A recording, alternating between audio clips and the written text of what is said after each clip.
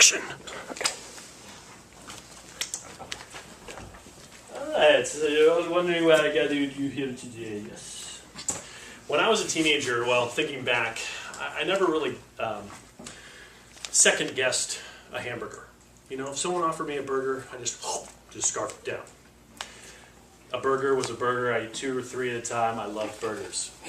Today, though, you can't really just, if someone offers you a burger, you just can't accept it. There's some questions that need to be asked, like, does that have mad cow disease? Is that a turkey burger? Or is that a veggie burger? Okay, so, so if someone says, is that a burger? I'm like skeptical. I'm second guessing. But then there's, no, man, it's a hamburger. And it's well done. I'm like, and I scarf it down. Especially Red Robin. Yeah, Burger King. Thank you. That's good. You guys are good. You guys are programmed. Anyway, but I think most teenagers are like me in that we don't second guess the world. We just kind of accept it as it is. Maybe even grown-ups do too. So, but that's why I like art. Well, you can take a look at this. I don't know if you can guess what this is, but this is Salvador Dali, one of my favorite painters. He's a surrealist. So I think surrealists help you kind of see the world a different way. And so this picture, I'm going to pass it around later, that's relevant to what I'm talking about here. But this picture tells a story, an ancient story, from Greek times, from Roman times. And the Romans tell it like this. There was this young man named Narcissus. And Narcissus was gorgeous. He was beautiful. He was hot, whatever you want to call it. The girls liked him. They thought he was awesome. And some of the girls would come up and tell Narcissus, you know what, I have a thing for you, and I like you. And he would reject them. He disdained their love.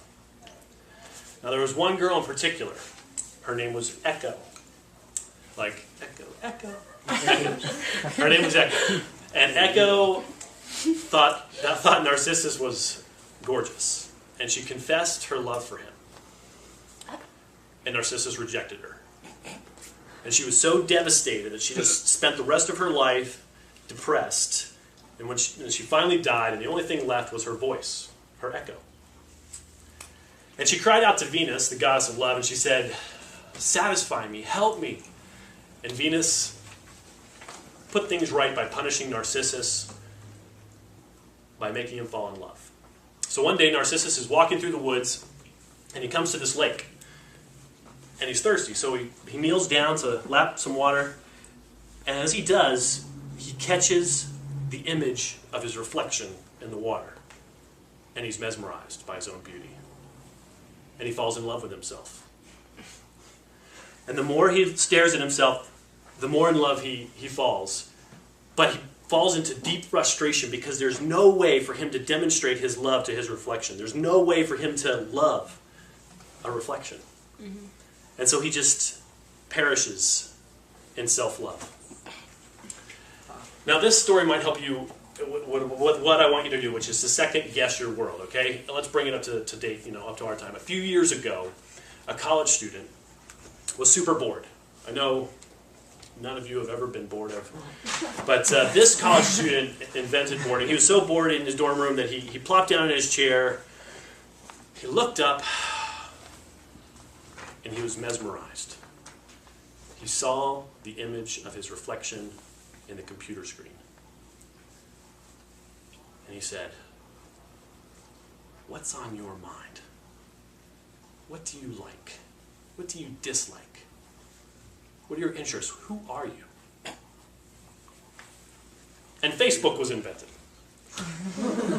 Facebook was invented by some college students. And Facebook begins with what? One question. What's on your mind? What's on my mind? It's all about you. It's all about you. It's all about me. It's all about the individual.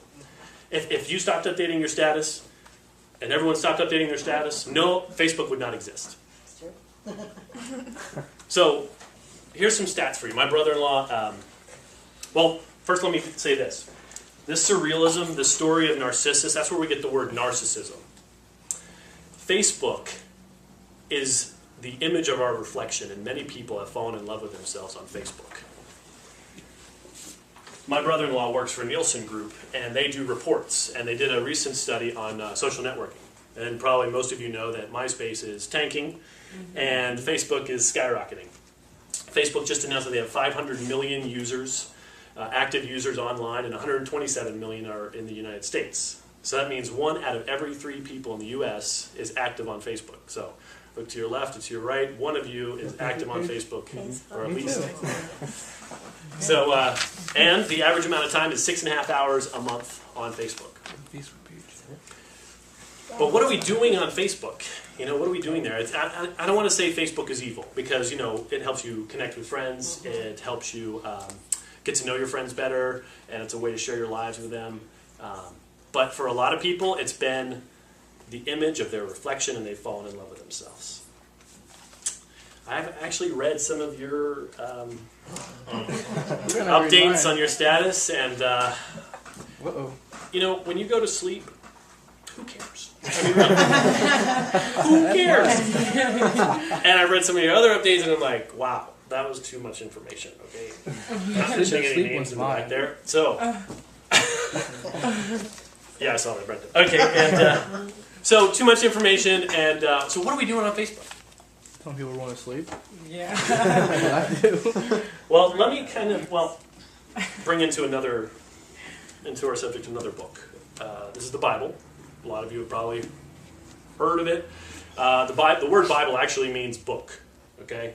And so maybe you're not familiar with what's inside of it, but you've probably heard of the good book. Everyone's heard of Facebook, right? Mm-hmm.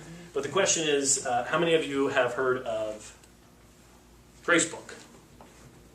I didn't invent it. It does exist, but it's not online. In fact, talks about it in here. Revelation chapter 20 talks about Gracebook. Then I saw a great white throne, and him who was seated on it. Okay, the guy who wrote this, his name was John. He got kicked out of his town, and he was thrown onto an island to rot and to die. There he had a vision of many things. One that I'm about to read to you is he had a vision of what happens to you when you die. Okay? Then I saw a great white throne and him who was seated on it. Earth and sky fled from his presence, and there was no place for them.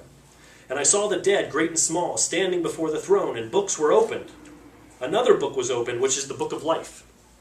The dead were judged according to what they had done, as recorded in the books.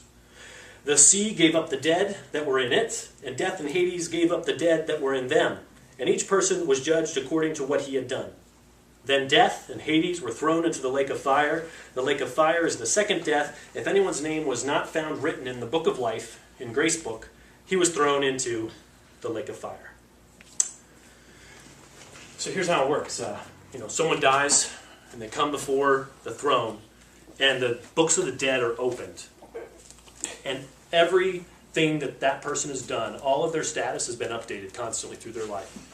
And God looks at these updates and he reads them. And then God looks into Gracebook, into the book of life, and he scrolls down and he looks for their name. And if he doesn't find their name, then they go into the lake of fire, which is the second death. That maybe sounds pretty surreal. Like, wow, does that really happen? And I mean, I've never heard of that. Let me try and bring it back to reality for you, as you know it. My daughter, she's 12, if you don't know her, she has a diary. And this diary is locked, and there's a key, and I don't have it. And I've been forbidden to ever open this book. I do own a chainsaw, but I promised that I would never go there. But one day, she invited me to read a couple pages of her diary. And I said, no, I don't want to, intrude. And she said, no, I want you to read it. So I read 2 pages out loud to her. And it was mostly about her friends and her experiences. But there was a small part that mentioned my name and mentioned my wife's name. And as a father, that meant a lot to me that I was in her diary. But can you imagine how I would feel, how any dad would feel, if their child kept a diary of their whole life, and not one page, not one sentence, could they find their name? It would be as if they'd never existed.